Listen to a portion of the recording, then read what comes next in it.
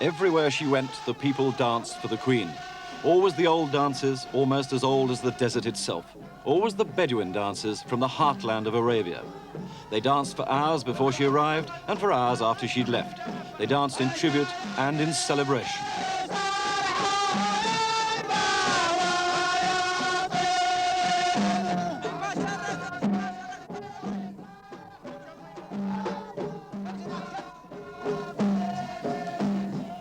The Queen, the Duke of Edinburgh and the entire royal household were fitted into Concorde to make a prestigious start to the seven-nation tour of the Arabian Gulf. We began in Kuwait in the oil lands. There the Queen transferred to Britannia, that other weapon in Britain's armoury of prestige, for the voyage to Bahrain. Already we'd been made aware that oil is a three-letter word which ensures that the Gulf is the most courted area of the world. Bahrain is an island the size of the Isle of Wight, but rich beyond the dreams of Hampshire County Council. Since the days of the pirate treaties, Bahrain has had a strong British connection. And when it comes to organising welcome ceremonies, it shows. There was no danger here that the royal standard would be raised the wrong way up.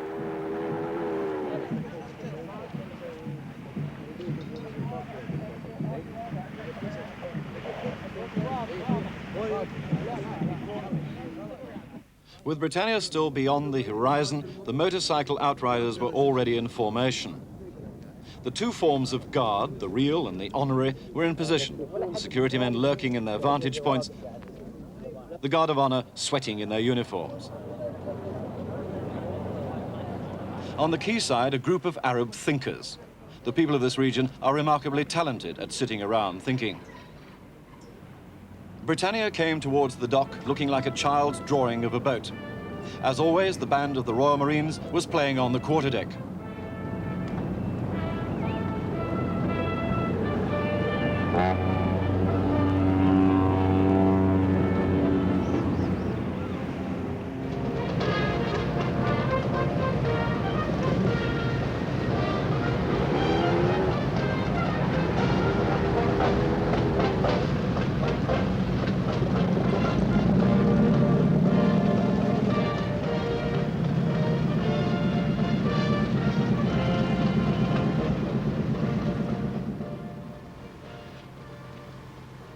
As the red carpet was positioned to the precise inch, we waited for our first sighting of the Amir of Bahrain, Sheikh Isa bin Sulman Al Khalifa, a famous little man who wears lifts in his shoes and has a predilection for gold swords and daggers.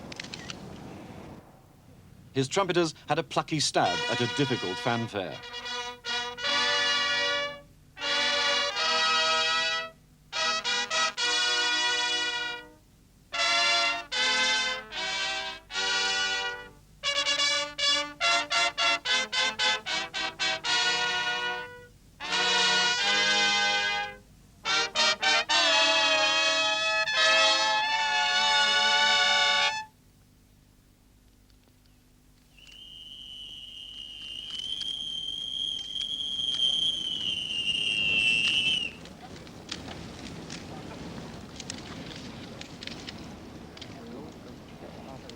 The Queen came ashore and greeted the Amir, who towered under her.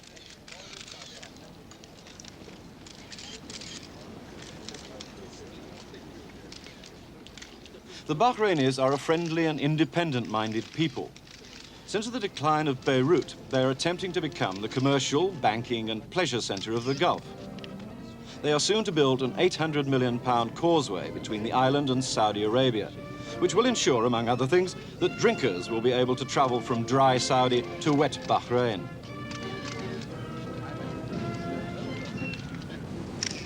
A matching set of brownies, whose presence seems obligatory on these occasions wherever you go in the world, lined the route as the motorcade took the Queen to town.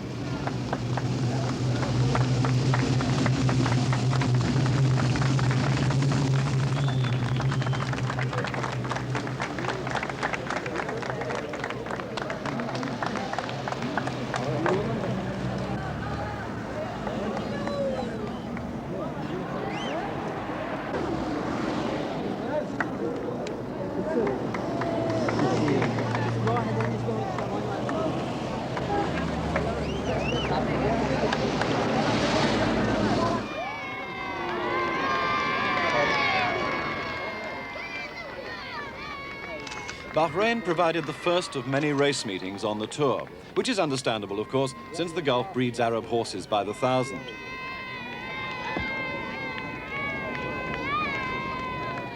This was not much of a course, but it was a lot of fun.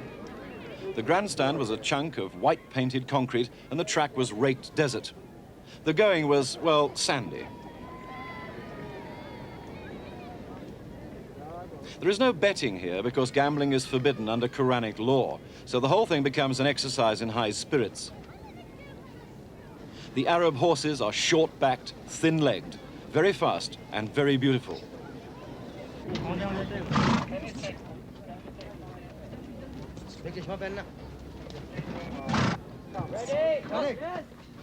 Ready?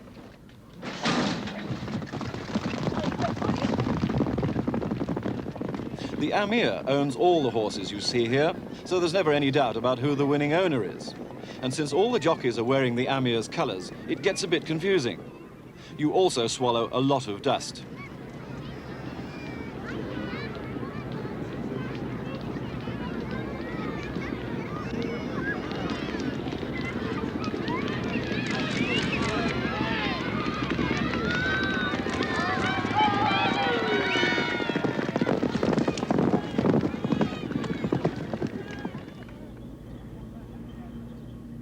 "24 hours later at Riyadh Airport, the entire Guard of Honor and band knelt on the tarmac, heads bowed towards Mecca for their evening prayers. This was just 10 minutes before the Queen arrived.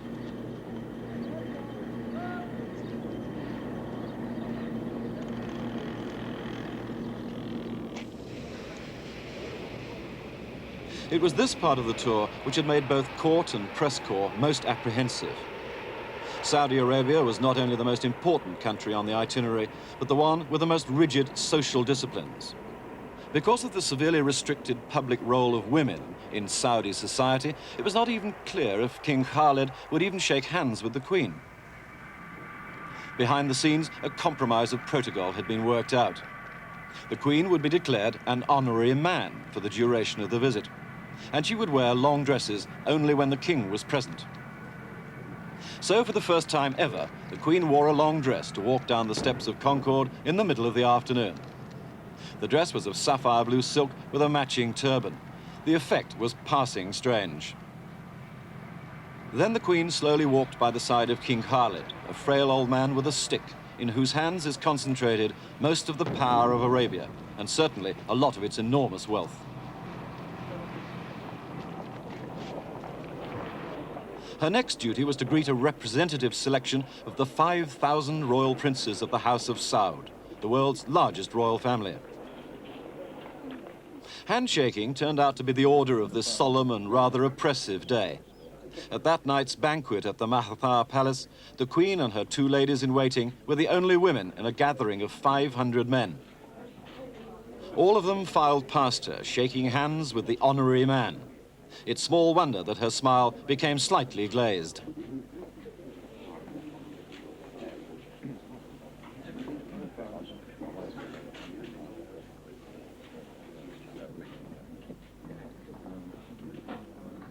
There was, incidentally, a concrete result from all this solemnity: the amnesty granted by King Khalid to 25 British prisoners in Saudi jails.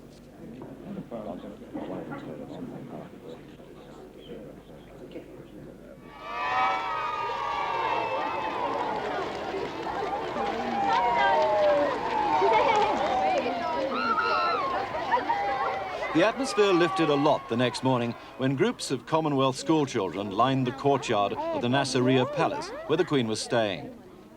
As she made her way through the thin red, white and blue line, it was obvious she was in her more normal element.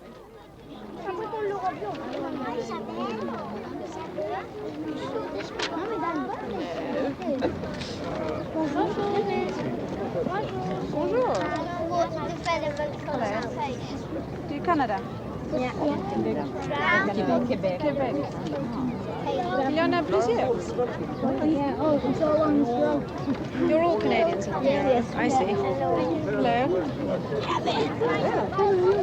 What is that? Pictures. Did you draw? Thank you very much. That's very kind.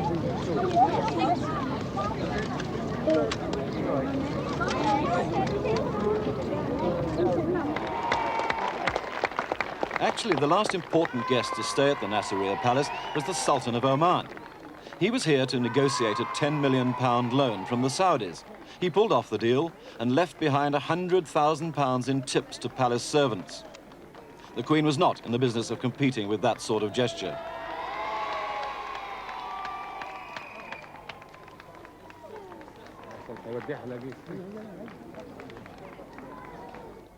Then camel racing, and proof, if proof were needed, that your camel is a difficult beast to race.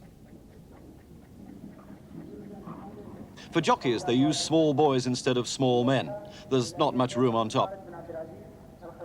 To be accurate, these are really dromedaries, a fact which is important to zoologists and, of course, other dromedaries, but doesn't make them any nicer dispositioned.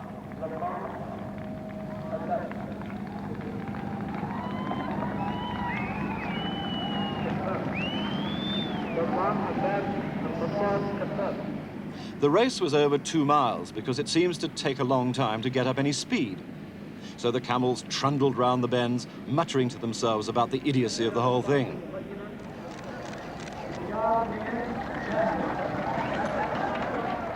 The winner, by a good 50 lengths, and camels are quite long, was a beast called Latam, ridden by Mohammed, who is aged 12.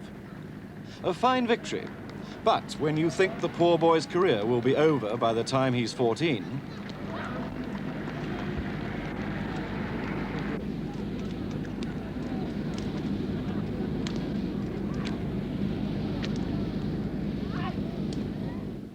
in Bahrain, where the Saudis have built a magnificent university of petroleum and minerals, the only university in the world devoted solely to oil, the Queen did a walkabout among the families of the staff, who are mainly British and American. What she didn't know was that every parent had been told by the Saudi authorities that all girl children over the age of 5 must wear long skirts and blouses which covered the arms. The parents resented this, especially when they discovered that the Queen was in a normal day dress. Inside the hall, where the Queen was to make her speech, the adult audience had been segregated by sex. Men on the left, women on the right. The academic staff had discovered this at the last moment and had considered walking out in protest. They changed their minds when they realized this would merely be insulting to the Queen. They also said quietly that such a protest would jeopardize their contracts.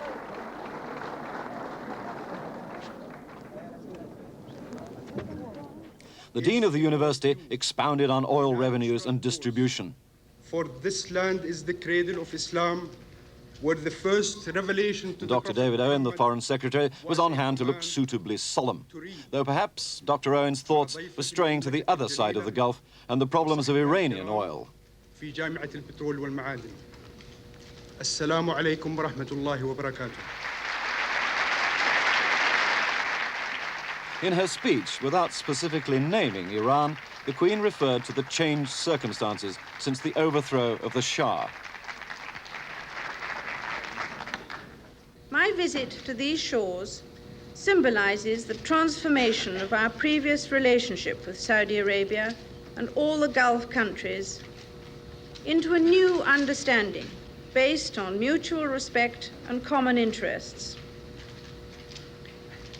This objective is even more significant in the light of recent developments in the area which have made us all wonder about the future.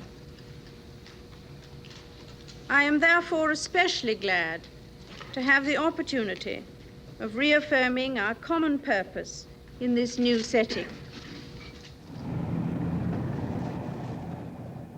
Britannia sailed towards Qatar, a fat thumb of land sticking out in the Gulf, on a morning hazed with heat, and on a sea the green of a foam bath. A flotilla of small boats had come out to give the Queen a seaborne welcome, and among the boats were a few old dhows, those lovely trading vessels of the Gulf. On board, men sang sea shanties and pearl fishing songs dating back to the high old days of piracy along this coast.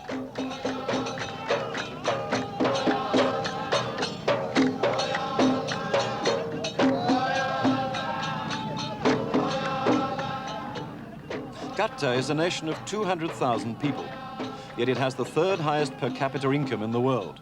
That is what oil can do for you. A rather stunning highlight of the visit to Qatar was a picnic in the desert. And this is how they prepared the food from the open-air kitchen cauldrons immediately behind the royal tent. For the feast, there were 36 whole sheep, 18 turkeys, 72 chickens. Of course, al fresco catering is always tricky, particularly on this scale, and using implements to ladle things wastes precious time. Much better to slap it all on the platters.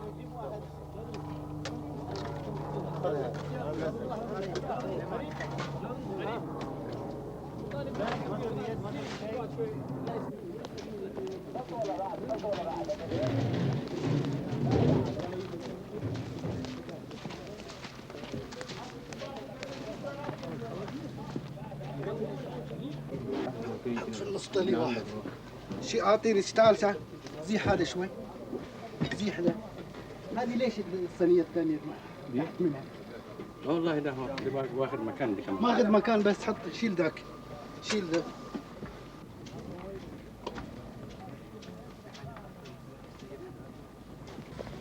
All unsuspecting of the treat in store, the Queen arrived, preceded by an incense bearer and followed by the Duke. The massed platters waited in the tent.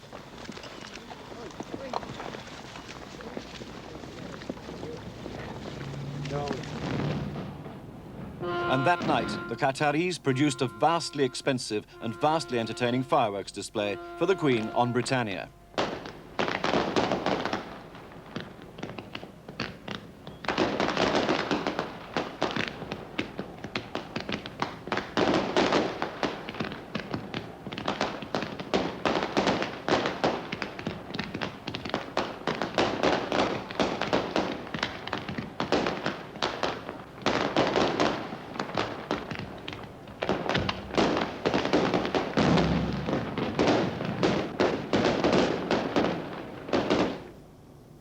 Sheikh Zayed of Abu Dhabi took the Queen to see the green jewel in his desert, Al Ain, once an oasis village, now a city of flowers. A specially built airstrip had been laid on the edge of the empty quarter, that most forbidding desert of them all, and the Andover of the Queen's flight landed on the dirt runway marked by stones painted with emulsion paint.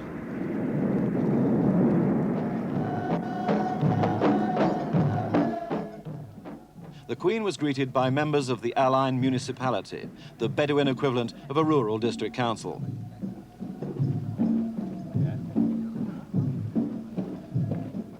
A motorcade, protected by Sheikh Zayed's bodyguard, rattled off over tarmac laid only the day before. And some desert brownies, well spaced out because they're pretty rare around here, waved rather dazedly.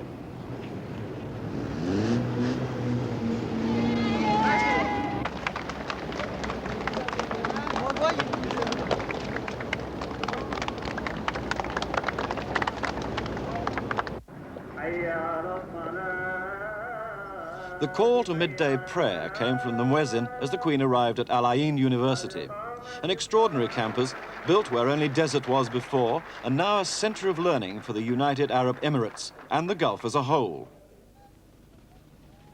On the journey back to the airstrip, an escort of camels, the highest tribute a desert sheikh can pay an honoured guest.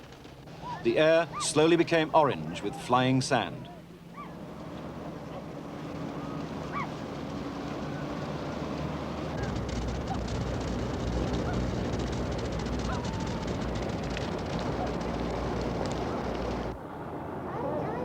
In Dubai, the serious purpose was to inaugurate a huge port complex built by British companies and, with appropriate symbolism, to let the water into the great dry dock.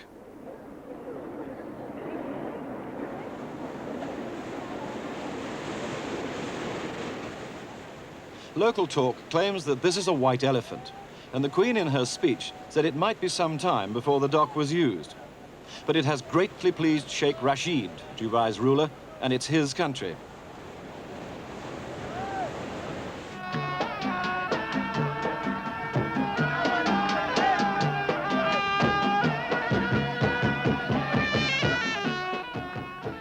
Then a light-hearted voyage up the creek, Dubai Creek, the Gulf's most famous waterway.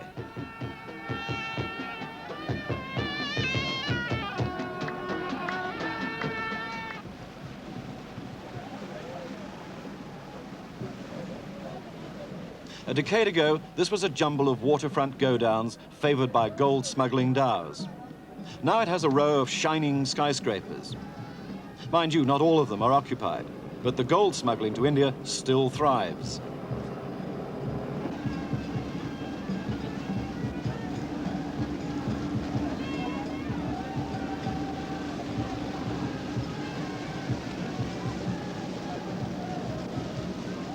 So at last, out of the flatlands of the desert to the mountain kingdom of Oman. As late as 1970, this was the forbidden land, cut off from the outside world, suspicious of foreigners. Then young Sultan Qaboos overthrew his somewhat tyrannical father and started to haul his nation from the 13th century to the 20th century. In Oman, visitors are always taken to the old town of Nizwa, and here the small schoolgirls sat patiently waiting for the Queen under plastic brollies in the national colours. They'd been there 4 hours. The boys arrived just half an hour before the Queen. That's how it is with the sexes in Arabia, and you have to get used to it early.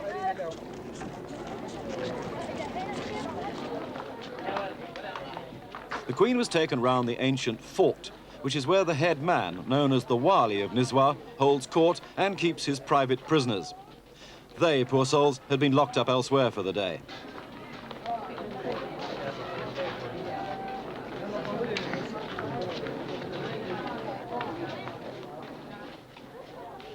It was here she received a silver coffee pot, the last in a sumptuous line of gifts, from pictures and carpets to a 5-strand pearl choker, gathered throughout her Gulf progress and worth hundreds of thousands of pounds. From the fort to the souk, the market.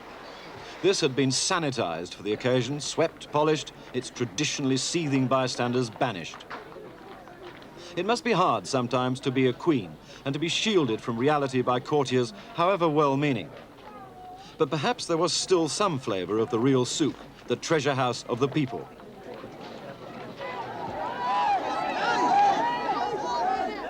Outside, the police, an overzealous and not very well-trained lot, were having difficulty with the crowd.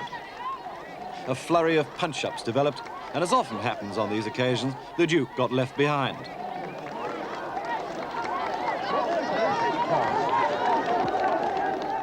Using strong language as a weapon, he made his own way to safety, but not before the Queen had cast anxious backward glances.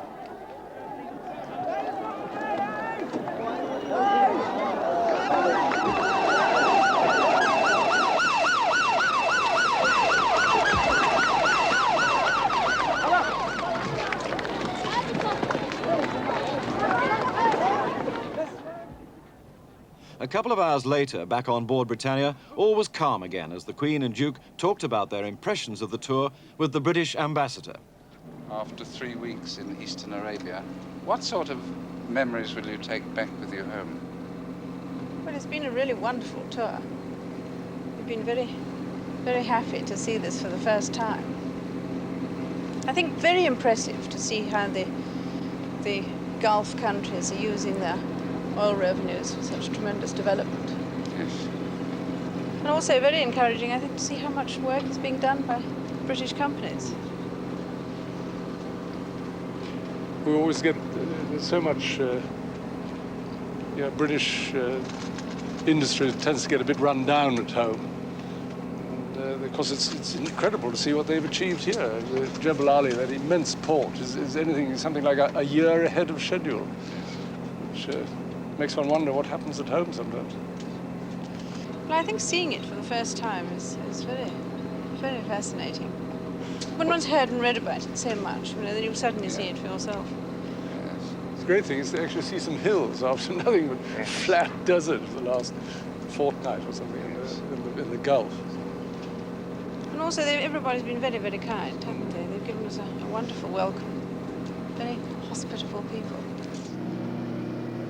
So we came to the last farewells of the tour, the last handshakes with the diplomatic corps and the grave, robed figures who had surrounded her for 18 days. There is no tangible measure of the success of events like this. The goodwill gained has clearly been considerable. So has the psychological spur for British trade in the Gulf. And the Queen obviously enjoyed the unique experience of being a queen in Arabia.